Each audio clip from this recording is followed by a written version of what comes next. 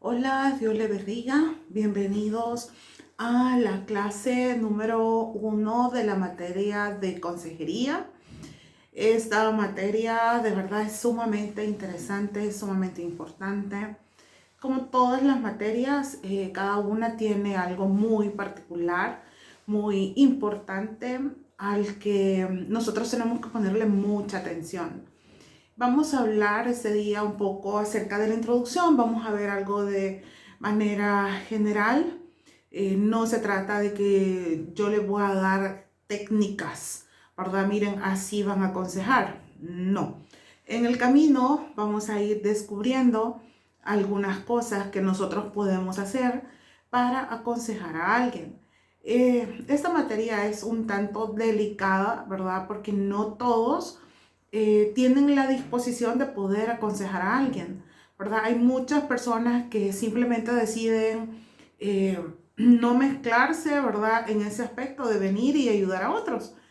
Y yo creo que es importante que nos demos cuenta que nosotros hemos sido llamados, ¿verdad? Todos, ir y predicar el Evangelio, ¿verdad? Bautizándolos en el nombre del Padre, del Hijo y del Espíritu Santo, ¿verdad? Ir y hacer discípulos. O sea, cuando nosotros venimos y hablamos de ir y hacer discípulos, significa que vamos a estar a la par de la persona para que esa persona aprenda. Entonces, esta materia es parte de esto, de la gran comisión que Dios nos ha dejado, porque hay que estar al lado de las personas que lo necesitan.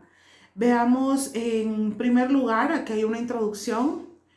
En su material dice, en lugar de recurrir a textos o teorías externas, la consejería bíblica se basa en la creencia de que todas las respuestas se encuentran en la palabra de Dios. Aquí no tenemos otra opción, ¿verdad? Hay muchos libros de consejería, libros cristianos y libros no cristianos, pero aquí nosotros nos vamos a ir que todas las respuestas las vamos a encontrar en la palabra, porque ahí nosotros tenemos las direcciones que debemos seguir para hacer cambios radicales en nuestras vidas.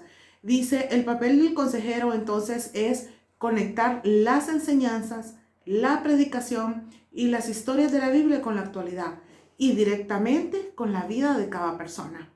Es decir, siempre a la Biblia. O sea, nosotros nos vamos a basar en la Biblia para poder aconsejar a alguien. Para ser un líder y consejero espiritual debe combinar la madurez interior con habilidades de escucha compasiva y servicio. Se trata de acompañar a otros en su crecimiento y sanidad, basándonos en la empatía, la coherencia de la vida y la sabiduría. Vea, empatía, coherencia de la vida y la sabiduría. Y usted sabe que la sabiduría solamente viene de Dios, ¿verdad? En el temor de Jehová está la sabiduría. Eso nos lo dice Proverbios. ¿Qué debemos hacer para iniciar como consejeros?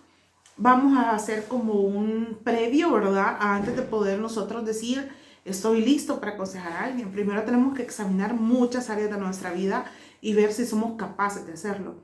No podemos andar por el mundo, ¿verdad? Diciéndole, yo puedo aconsejar, búsquenme. No, la gente tiene que buscar, ¿verdad? Ayuda primero y luego de eso, pues nosotros darles la confianza a ellos de que pueden confiar en nosotros. Dice construir una base sólida, el punto 1. ¿Qué significa eso? Que tenemos que cultivar nuestra propia espiritualidad. No podemos guiar a otros donde no hemos estado. Dediquemos tiempo a la oración, la reflexión y el estudio constante. ¿Qué nos dice Lucas 6:39? Y les decía una parábola, son palabras de Jesús. ¿Acaso puede un ciego guiar a otro ciego? ¿No caerán ambos en el hoyo? Es decir, yo no puedo aconsejar algo de lo cual yo todavía estoy luchando. O sea, no se puede, ¿verdad? Es un área que hay que dominar primero para yo poder decirle a alguien que pueda mejorar o sugerirle, ¿verdad? ¿Qué es lo que puedo hacer? Ponerle las recomendaciones y todo lo demás cuando nosotros hayamos superado esa área. Porque si no, dice, ¿acaso un ciego puede guiar a otro ciego? Eso es imposible, ¿verdad? Luego hay que vivir con coherencia, es decir, las acciones deben reflejar nuestros valores. La congruencia nos dará la autoridad moral y el respeto de los demás. ¿Qué dice Tito 2:7? Presentándote tú en todo como ejemplo de buenas obras, en la enseñanza, mostrando integridad y seriedad. ¿Qué significa eso? Que yo tengo que ser un ejemplo. Otra de las cosas es que vamos a aprender a desarrollar habilidades. ¿Y cómo lo vamos a hacer? Habilidades para la consejería. Uno, ¿verdad? Practicando la escucha activa, que es lo que tenemos que tener muy en mente. Escuchar para entender, no para responder. Dejar a un lado nuestros juicios y ofrecer un lugar seguro. ¿Qué dice Santiago 1:19? Por esto, mis amados hermanos, todo hombre sea pronto para oír, tardo para hablar, tardo para airarse. Porque la idea de una consejería es escuchar, ¿verdad? Poder escuchar y entender y en algún momento pues ponerlos en el lugar de la persona, que es la siguiente característica que dice que hay que ser empáticos. Es decir, validar las emociones de las personas y conectar con su dolor o confusión sin intentar arreglar sus vidas inmediatamente. O sea, eso de la consejería no es que en un día le vamos a arreglar el mundo a las personas. O incluso creo yo que cuando nosotros hemos buscado algún consejo, la gente espera eso, que nosotros les arreglemos con una vez. Y eso es como casi imposible, porque no en una vez vamos a poder darles solución o poder darles ideas, poder darles recomendaciones, poder apoyarle a una persona. Pero sí nosotros tenemos que entender a las personas, ¿verdad?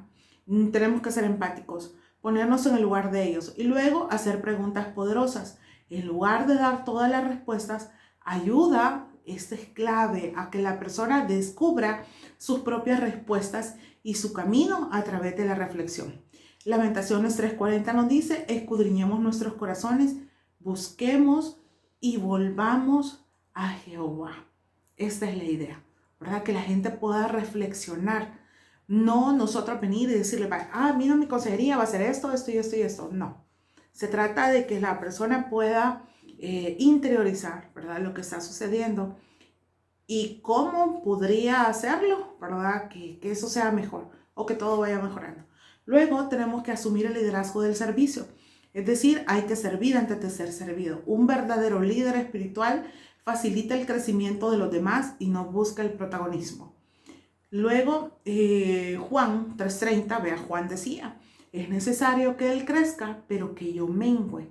O sea, Juan sabía que el único, ¿verdad?, que iba a ser mejor que él era Jesús. Entonces, él decía, es necesario que él crezca y entonces yo voy a menguar. ¿Por qué? Porque todo lo bueno, ¿verdad?, venía de Jesús. Establecer límites saludables. Este dice que es aprender a estar disponible sin descuidar nuestra propia salud mental y emocional. En Marcos 6:31, Jesús le estaba diciendo a los discípulos, venid, vamos aparte a un lugar desierto, descansad un poco, porque eran muchos los que iban y venían, de manera que ni aún tenían tiempo para comer. Todos necesitamos ese descanso.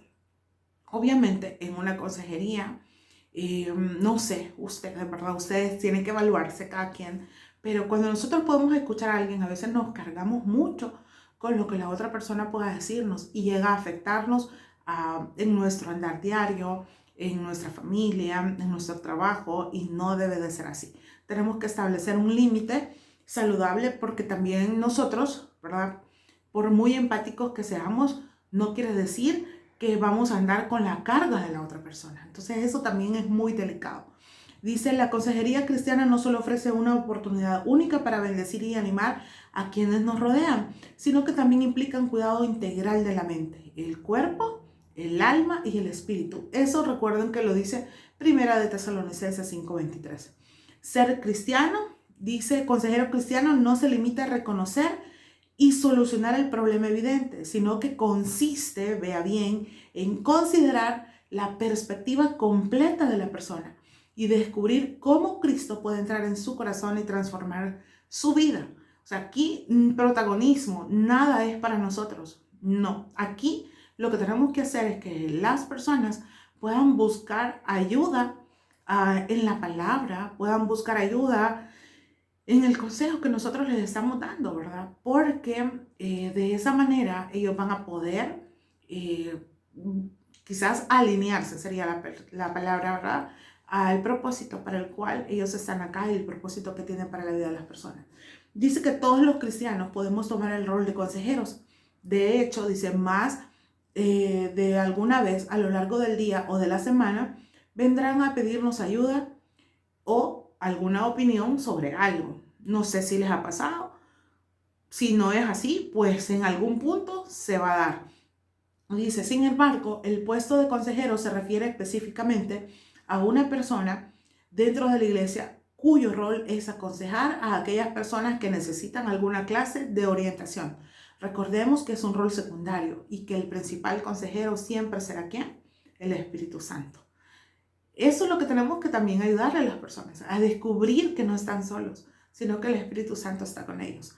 Este ministerio, dice, de consejería, tiene una tarea especial de proclamar las buenas nuevas de Dios y la regeneración por medio del Espíritu Santo. Esto es como lo más clave que nosotros podemos hacer.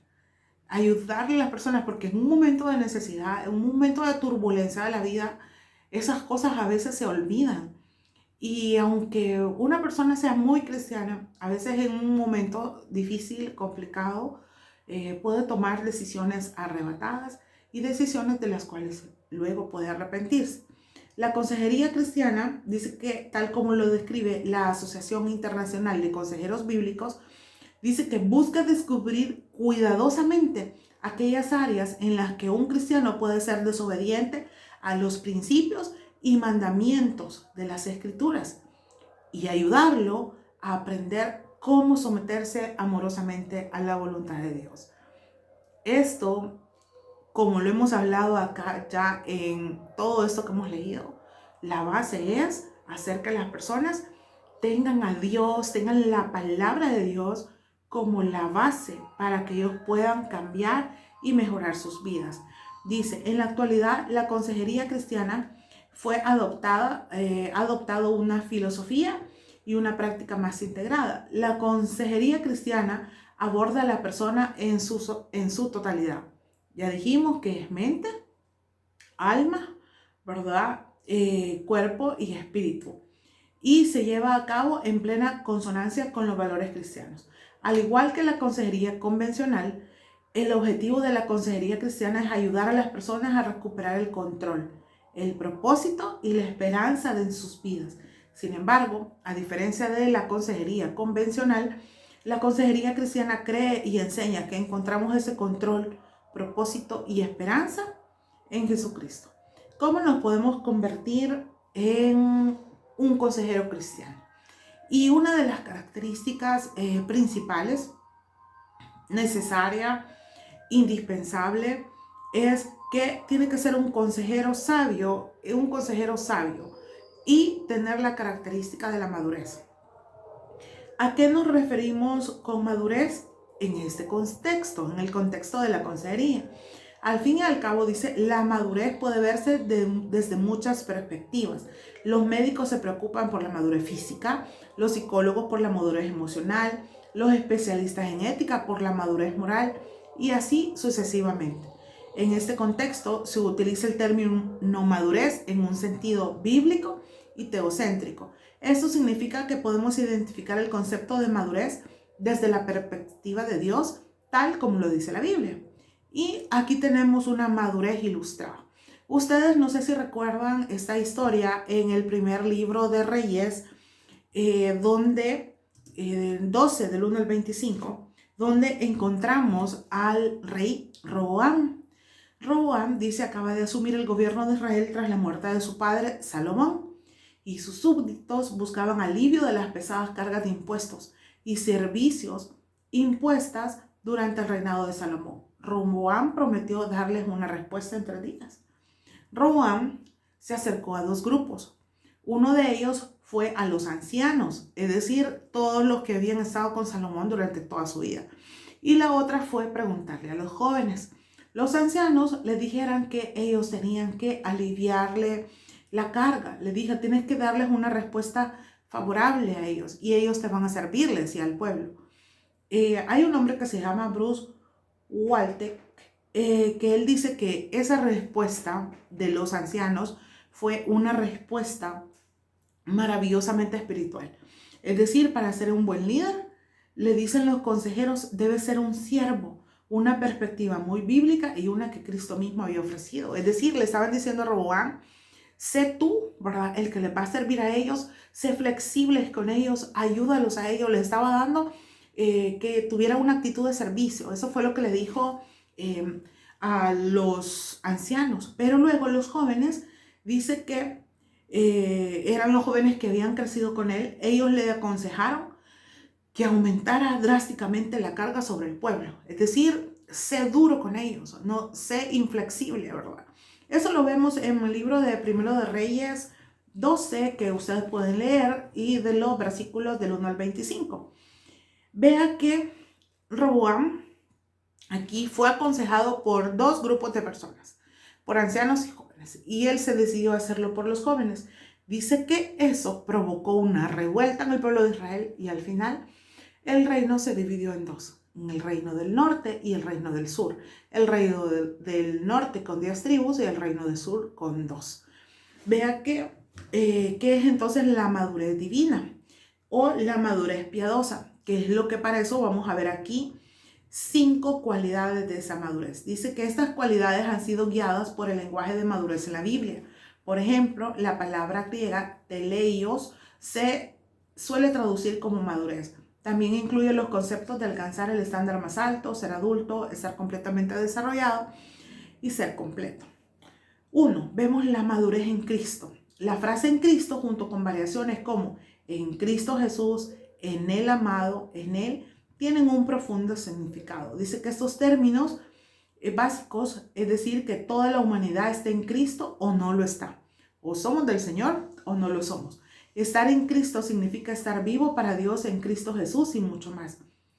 Vea que estos indicadores de madurez se incluye la expresión genuina del fruto del Espíritu. Usted sabe que el fruto del Espíritu lo vemos en Gálatas 5, el versículo 22 y 23, y el carácter descrito en el Sermón del Monte también lo vemos en Mateo, en los capítulos 5, 6 y 7. Eso es sumamente básico, ¿verdad? Que nosotros podamos leerlo porque eso nos ayuda a ser maduros en pensamiento, en todas nuestras acciones, de manera que podamos ser completos para poder apoyar a alguien más que lo necesita. Hay una madurez en el propósito. Como seguidores de Jesús, nuestro propósito principal no es nuestra salud, riqueza, educación ni nada parecido, sino ¿cuál es el propósito principal? Parecernos a Jesús. Entonces, esa es la voluntad de Dios y el deseo para cada uno de nosotros. Vea que Pablo expresa en Filipenses 3, del 3 al 15, que él no pretende haberlo alcanzado todo, sino que se esforzaba y que iba a ir hacia la meta. ¿Por qué? Porque ese era el objetivo. O sea, Pablo decía, yo sé que tengo que alcanzar mi meta, ¿verdad? Esforzándome por lo que está adelante, prosigo hacia la meta para obtener el premio para el cual Dios me llamó en Cristo Jesús. Pablo tenía claro lo que él quería hacer. Había un propósito. Todos los que somos maduros debemos tener en esta misma perspectiva. Y si en algún punto nosotros pensamos diferente, también eso Dios lo aclarará. El consejero sabio no solo declara y vive para alcanzar este objetivo, sino que también desea ese mismo objetivo para los demás. Este ejemplo que está en Colosenses 4:12 me llamó mucho la atención, porque dice que ahí hay una persona que se llama Epafras. Esa persona dice, siempre está luchando en oración por ti, para que permanezca firme en la voluntad de Dios, maduro y plenamente convencido. Es decir, él siempre deseaba que las personas estuvieran bien y oraba por eso. Es parte de lo que nosotros también tenemos que hacer por los demás. Luego hablamos de la madurez en la Biblia, donde dice aquí que el conocimiento bíblico es una de las señales de madurez. El autor de la carta a los hebreos, en Hebreos 5, 13 y del 6 al 2, afirma que si se alimenta uno solo de leche siendo un niño, desconoce la enseñanza sobre la justicia. Entonces dice que el alimento sólido es para los maduros. Esa es la palabra que se usa acá.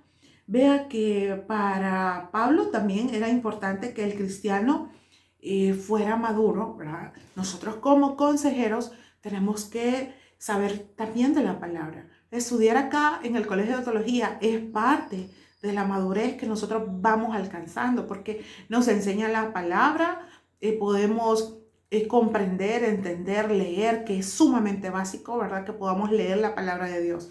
Dice, tomemos en cuenta que no se trata simplemente de conocimiento por el conocimiento mismo, sino de conocimiento traducido en una vida piadosa. Las personas maduras son aquellas que son marcadas, informadas y transformadas por la palabra de Dios. Eso es clave. Si nosotros lo somos, eso le vamos a transmitir a otras personas. Y eso es un proceso por el cual todos debemos pasar. También tenemos que ser maduros en las relaciones. Un cristiano maduro se relaciona con los demás de una manera que nos recuerda a Jesús. ¿Qué es lo que sucede? Probablemente dice que hayamos oído estas expresiones: devolver bien por bien y mal por mal. Eso es humano. Si alguien me trata bien, yo lo trato bien. Si alguien me trata mal, yo lo trato mal. Eso es la humanidad. Devolver mal por bien es considerado demoníaco, ¿verdad? Es decir, eso no viene de Dios, porque alguien que me devuelve bien, que me da bien, ¿cómo le voy a devolver mal? Y luego dice acá, devolver bien por mal es divino. Si alguien me trata mal, yo lo voy a tratar bien. Y ese es el camino que Dios quiere para nuestra vida. Esos son conceptos tan básicos para nosotros como para poder enseñar a alguien que necesita un consejo. Si nos quedáramos con eso, devolver bien por mal es divino. Con eso creo que se arreglarían muchísimas cosas, muchísimas circunstancias complicadas, porque a veces problemas familiares, por ejemplo, se dan porque me trató mal, me dijo esto, entonces yo le dije esto. Devuelven mal por mal. Pero ¿qué es lo que tenemos que hacer nosotros? Devolver bien cuando nos den el mal. Habéis oído, dice en Mateo 5, del 43 al 48, ama a tu prójimo, odia a tu enemigo. Pero yo le digo, amen a sus enemigos y lloren por quienes los persigan, para que sean hijos de su Padre que está en los cielos. O sea, es sumamente clave esta información. Luego, el punto 5 dice que tenemos que tener madurez en las experiencias de la vida. Como leímos anteriormente, ¿verdad? En Roboam rechazó el consejo de los ancianos. En ese otro contexto similar, el término anciano no se refiere tanto a la edad de la persona. Hay muchos ancianos que no son sabios, y eso creo que todos podemos darnos cuenta de eso, sino a quienes han vivido muchos años y han aprendido a desenvolverse con éxito en la vida de una manera que agrada a Dios. A veces pensamos que la gente adulta, que ya tiene su par de años, es sumamente sabia, y probablemente no lo sea. No estoy diciendo que no es así, o sea, sí, en la mayoría de los casos es gente que ha vivido muchos años y que la experiencia de la vida le ha dado sabiduría y que pueden ser personas sabias, pero eso no nos garantiza que así sea, que esa sea la forma. Luego dice acá, en cuanto a las pruebas, eso es lo que describe Santiago, en Santiago 1, del 2 al 4. Consideren una gran alegría, hermanos míos, cuando se enfrenten a diversas pruebas, pues saben que la prueba de su fe produce perseverancia. La perseverancia debe completar su obra para que sean maduros y completos, sin que les falte nada. Las pruebas que pueden incluir experiencias de desafío en sus relaciones entre un cónyuge y sus hijos, las vulnerabilidades de su temperamento, personalidad y emociones, las tentaciones de las sustancias adictivas, el dinero y el sexo, sus tratos con personas difíciles en el hogar, la comunidad, los negocios, la vida religiosa y más. Solo aquí tenemos mucho de qué hablar. Yo creo que podemos encontrarnos en cualquiera de estos puntos en algún momento de nuestras vidas. No se trata de buscar consejos sabios en personas que están sufriendo y que aún se encuentran en un proceso de sanación. Se trata de buscar personas maduras que hayan experimentado dificultades y las hayan superado, hayan crecido gracias a ella y lleven consigo la cicatriz. Eso es lo que buscan las personas. Si yo soy una persona que tengo un problema familiar, llega alguien a mí pedirme un consejo por un problema familiar, yo voy a tratar de hacer lo mejor que pueda, sí, pero como yo no he superado esa área, yo lo que puedo hacer es juntarme con ella y decirle, vaya, mira, hagamos este plan, unámonos y hagamos así, vos haces eso con tu familia y yo voy a hacer eso con la mía y veamos qué pasa. Pero no se trata de eso, sino que se trata de que nosotros mismos hayamos superado situaciones de las cuales nosotros podemos aconsejar. Dice, los consejeros esto es clave, sabios han experimentado las alegrías y las penas de la vida real y han crecido a través de esos momentos para ser más como Jesús. De eso se trata, ser más como Jesús, para que nosotros podamos guiar a otras personas también. Gracias por llegar hasta acá. Continuamos en la materia de consejería la próxima semana. Bendiciones.